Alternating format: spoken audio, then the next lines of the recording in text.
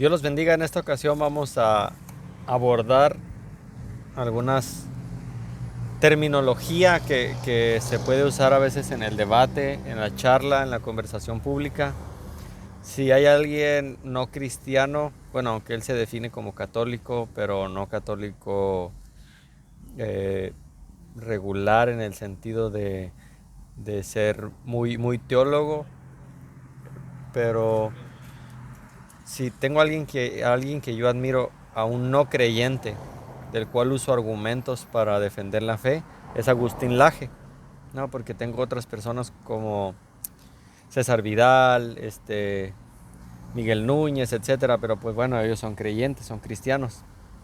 Pero alguien a quien admiro bastante, y no es un no cristiano confeso como tal en el amplio sentido de la palabra, es Agustín Laje. Agustín Laje tiene bastantes debates muy buenos, bastantes cosas que como apologistas podemos aprender de él, ¿no? Tratar de aprovechar lo bueno y desechar lo malo, que en realidad malo no he visto nada en la argumentativa de Agustín Laje, nada malo en su argumentativa y nada malo en cuanto al cristianismo. Jamás ni lo ha atacado, ni ha dicho nada que vaya en contra directamente de la Biblia como tal. No tengo ahorita, no se me viene a la mente. Como por ejemplo si lo tuvieran, y mucho predicadores que se autodenominan cristianos y pastores como Dante Hebel, ¿no? Que cada programa que hace pues nada que ver, ¿no? Nada que ver con el cristianismo. Jesús Adrián Romero, bueno, podría decir bastantes de otros, ¿no? Pero Agustín Laje tiene algo muy interesante, es su manera de argumentar, su manera de destapar las falacias que a veces le quieren traer a él para hacerlo ver mal. De hecho, no he visto un video donde él quede mal parado, sino que lo invitan como para ridiculizarlo, pero terminan ridiculizados los que lo entrevistan. Entonces, preguntándome qué es lo que ha hecho, qué hace, me topé con algo que pudiera ser una clave, y es destapar sofismas, sofisterias o falacias, como se le conoce en el mundo del habla, ¿no? De la argumentación, del debate. Y vamos a ver algunos tipos de sofismas o falacias, pero primero sería bueno definir o tratar de definir una falacia. ¿Dónde se usan las falacias? Pues en los argumentos, ¿no? ¿Y qué son los argumentos o para qué sirven los argumentos? Los argumentos nos ayudan a sostener la verdad, la verosimilitud, la conveniencia de una conclusión. Es decir, los argumentos nos ayudan a reforzar y darle validez a una conclusión a la cual llegamos. En el caso del cristianismo, hay muchas cosas que no podemos probar, así como el ateísmo también no puede probar, pero que hace más plausible lo que argumentamos por muchos temas, ¿no? Eh, Hace más plausible al estar argumentando algo que negarlo. Y esto es por el mismo argumento, o sea, es decir, la conclusión a la cual llegamos tiene una base sólida en nuestra argumentación, y esto nos puede ayudar a compartir más efectivamente el Evangelio. También nos puede ayudar más a defender nuestra fe. En el caso de, estoy un poco distraído porque de repente pasan personas sospechosas, nada, no es cierto. Estoy en una zona abierta, entonces tengo que estar un poco alerta, ¿no? Como les decía, nos ayuda la argumentación, nos ayuda también en el evangelismo, en la apologética. Es verdad, Dios no necesita ser defendido, es verdad, muy difícilmente alguien llega a la fe por argumentación, pero es necesaria desde muchos ámbitos. Históricamente hablando, viendo la historia de la iglesia, los filósofos, los cristianos, los científicos más influyentes tenían una buena argumentativa, y además es cumplir con lo que nos demanda la palabra, ¿no? En especial 1 de Pedro 3:15, presentar defensa con mansedumbre y reverencia, dar una argumentación, responder, hacer apologética. Entonces, sin embargo, cuando tratamos de argumentar con frecuencia, construimos mal nuestros argumentos y no logramos el fin que queríamos, También empleamos argumentos aparentes, y eso se ve mucho en política, a veces también en religión, argumentos aparentes con el fin de engañar, con el fin de distraer al adversario o con el fin de descalificarlo, ¿no? Atacarlo personalmente, que sería ad hominem, ¿no? Una falacia ad hominem. Y de hecho te das cuenta cuando alguien no tiene argumentos porque empieza a atacar a la persona como tal, ¿no? En un debate no debería ser el caso que dos personas se odien o que se ataquen personalmente. Se atacan las ideas y eso es válido. Una idea necesita ser defendida o atacada, pero una persona no debería ser atacada, ¿no? Y cuando no armamos un buen argumento, o cuando ves una persona que no tiene un buen argumento, pues tiene que atacar a tu persona. O estás viendo cómo te están atacando, ¿no? Entonces, a todo este tipo de formas de argumentación que encierran errores en su estructura o persiguen fines espurios, los vamos a llamar falacias. Y estas son lo que vamos a analizar, las falacias. El término en latín viene de falatia, que significa engaño. Y eso, hasta hace algún tiempo era sinónimo de sofismo o sofisma. Esta palabra sofisma la acuñaron los griegos para designar el argumento engañoso. O sea, cuando alguien daba un argumento falso con la finalidad de engañar, le llamaban sofisma, ¿no? Cuando daba un argumento falso sin intención de engañar, se le llamaba falacia. Bueno, hoy en día ya no hay distinción, ¿no? Si fue tu intención o no dar un falso argumento, al final lo diste y es una falacia. Entonces, ya se ve, por ejemplo, que la terminología es imprecisa porque mezcla errores de razonamiento, una generalización precipitada, con maniobras extra argumentativas, por ejemplo, un ataque personal como el que mencionábamos ahorita. Dar falsos argumentos que tienen la intención de desviar o de engañar a la persona. Ad ignoratiam, una pista falsa, una apelación a las emociones. No, ya no tenemos argumentos, entonces apelamos a las emociones, es que me estás ofendiendo, ¿no? Como dice, como hoy en día esta nueva manera de ver todo, ¿no? Que todo te ofende, la ideología de género, que por postmodernismo que vivimos, entonces se apela a las emociones, ¿no? Ya no puedes decirme lo que piensas porque me ofende, entonces ya no puedes, y se usa como si fuera un buen razonamiento, cuando en realidad es un mal razonamiento. Entonces, las falacias o sofismas son tantos que resultaría pues inútil tratar de hacer una lista de todas las que hay. En este pequeño estudio vamos a ver las más comunes, ¿no? Las que se encuentran en el mundo más común. Entonces, ¿de dónde proceden nuestros errores en la argumentación? Bueno, hay 4 tipos de errores o 4 fuentes que nos pueden llevar al error, y es: 1, abandonar la racionalidad, dejar de ser racionales, dejar de racionalizar las cosas. 2, eludir la cuestión en el litigio, ¿no? Y esto es cuando estamos en un debate, el debate no sé, era sobre el aborto y terminamos hablando sobre si hay violencia de género o no, ¿no? Se abandona el tema central y se pierde y se desvirtúa. 3, no respaldar lo que se afirma, es decir, hacer afirmaciones gratuitas, ¿no? Decir cosas de las cuales no tengo un sustento para apoyar, ¿no? No hay manera, no hay datos, solo doy una conclusión, pero sin ofrecer ningún argumento. Y el 4 son olvidos y confusiones. Olvidar ciertos datos que nos hubieran ayudado a respaldar, o confundirnos con la información, es algo de lo que nos servimos para armar un mal argumento. Entonces, el punto 1, como decía, abandono la racionalidad. Nos negamos a escuchar argumentos de la otra persona, ¿no? como yo ya llegué a una conclusión, pues nadie me va a hacer cambiar, entonces no te quiero escuchar, no quiero escuchar lo que me vas a decir porque pues, probablemente me vas a hacer cambiar de opinión y no quiero cambiar de opinión, ¿no? Y pareciera que eso se quiere acusar a los que somos cristianos o a los religiosos, como ellos nos llaman, ¿no?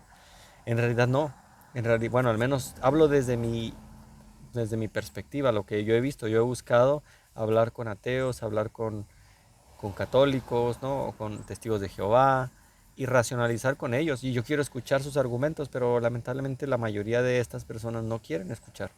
Y hablo también de ateos, ¿no? Ateos confesos, ¿no? Que he dicho, bueno, pero pues debatamos, hay que discutir el tema. Y no, dicen, no, bueno, se niegan a escuchar argumentos que pudieran obligarlos a modificar una opinión que estiman irrenunciable. O sea, es como, no tengo necesidad de escuchar tu evidencia histórica acerca de la resurrección de Cristo.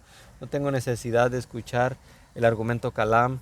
No tengo necesidad de escuchar el ajuste fino porque pues tú crees en Dios, entonces no necesito escuchar ningún argumento que tengas.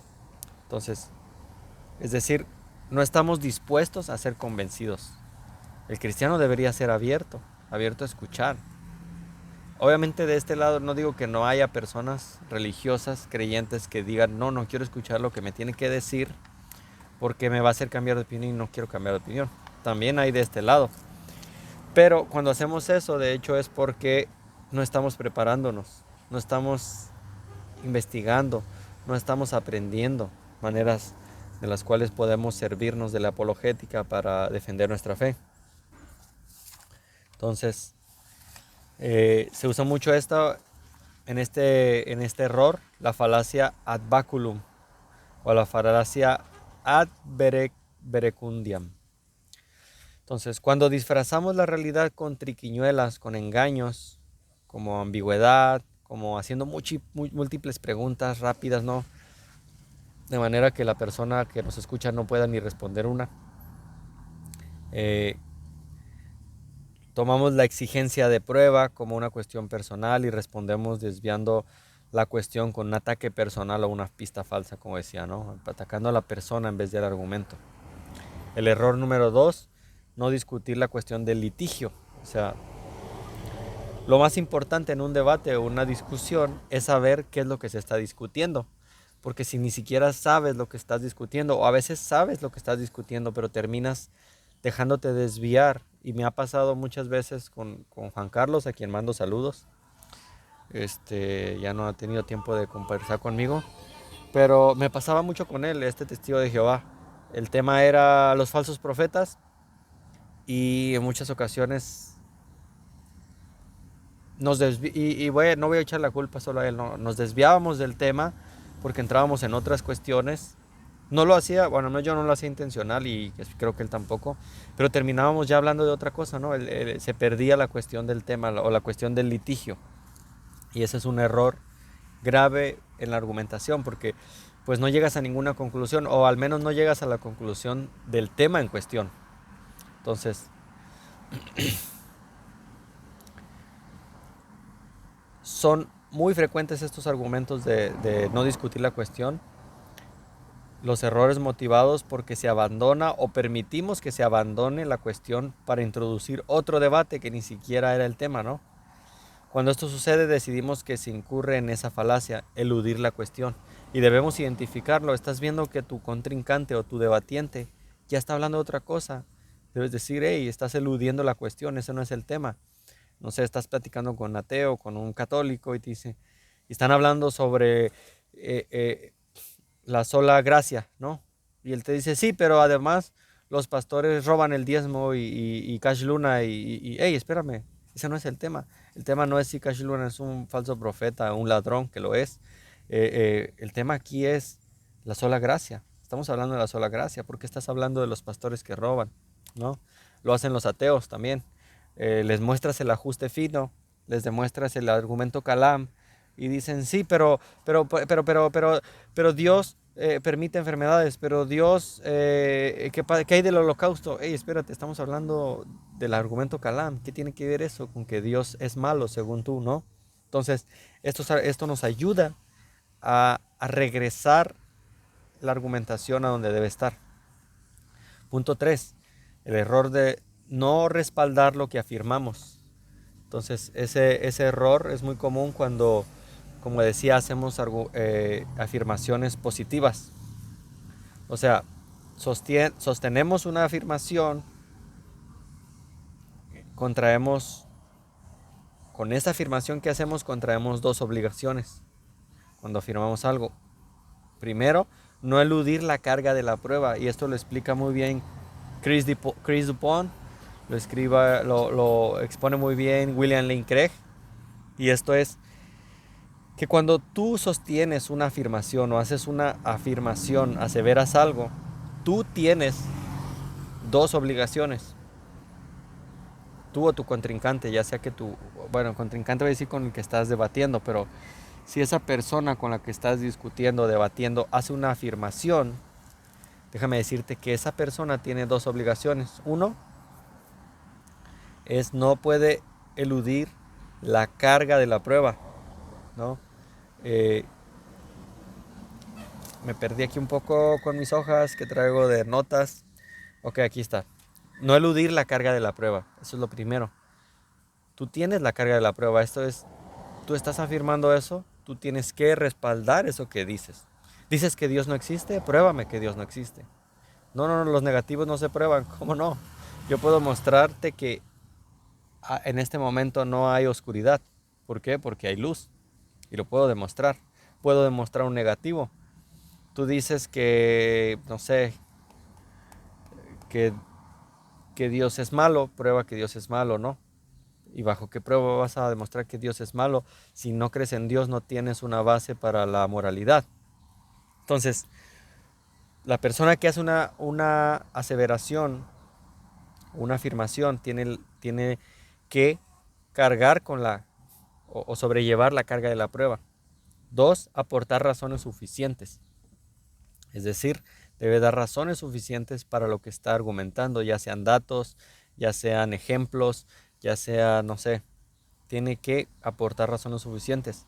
Entonces, se incurre en una argumentación falaz cuando no se sostiene lo que se afirma, non sequitur, afirmación gratuita, petición de principio se le llama, ¿no? Me gusta más llamarla afirmación gratuita, es decir, no se ofrece nada para respaldarla. Y se traslada la carga de la prueba. En el caso se llama falacia ad ignoratiam. Entonces queremos trasladar a la persona la carga de la prueba. A veces nos dejamos impresionar o amedrentar con afirmaciones de ateos, con afirmaciones de no creyentes, que ellos lo afirman y te hacen sentir como que es verdad y te hacen decir, wow, no sé cómo responder. Pero la pregunta que tenemos que hacer es, bueno, ¿dónde leíste eso? ¿De dónde sacas esa información?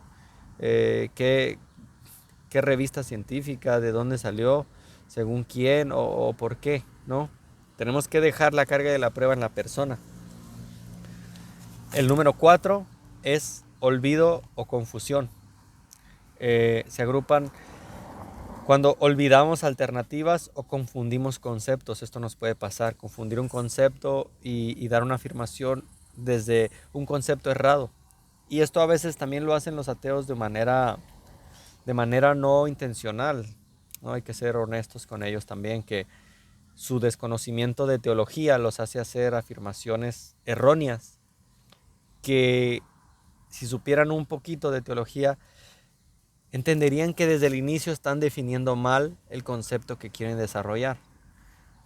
De la misma manera, nosotros como creyentes también podemos cometer ese error, esa falacia, por un olvido o por una confusión de conceptos. Confundir la Trinidad, confundir la unicidad de Dios, confundir la hipóstasis, la kenosis de Dios, y empezar a hablar de cosas enredadas y caer en nuestro propio enredo, no por la intención de confundir, sino porque estamos confundidos, terminamos armando un mal argumento. Entonces, por ejemplo, si un jugador de ajedrez responde siempre con el primer movimiento que se le viene a la cabeza, y eso es lo que hacemos a veces, ¿no? Queremos responder rápido, que en este juego de ajedrez que tenemos a veces en la dialéctica, que terminamos haciendo el movimiento el primer movimiento que siempre hacemos en el ajedrez, y cometiendo errores tras errores por olvido de alternativas. Es decir, ¿por qué tenía que mover mi peón? Si tengo aquí el caballo, ¿no? Es un ejemplo de ajedrez. ¿Por qué descuidamos las alternativas que teníamos para el argumento que vamos a responder? Tal vez no era necesario que usara el argumento Kalam, tal vez no necesitaba hablar del ajuste fino, sino preguntarle a esa persona por qué se siente enojada con Dios. Tal vez es una duda no racional, sino emocional. O tal vez es una duda evolutiva, como lo menciona Chris Dupont. O sea, esa persona no tiene una duda emocional, es decir, jamás ha tenido un problema con Dios, no ha perdido ningún familiar, nada. Tampoco es una duda racional, porque ha visto pues toda la evidencia, pero su duda es evolutiva, es decir, no tiene la voluntad de creer y no quiero creer. No importa qué argumento me des. Entonces, tenemos que saber escuchar a nuestro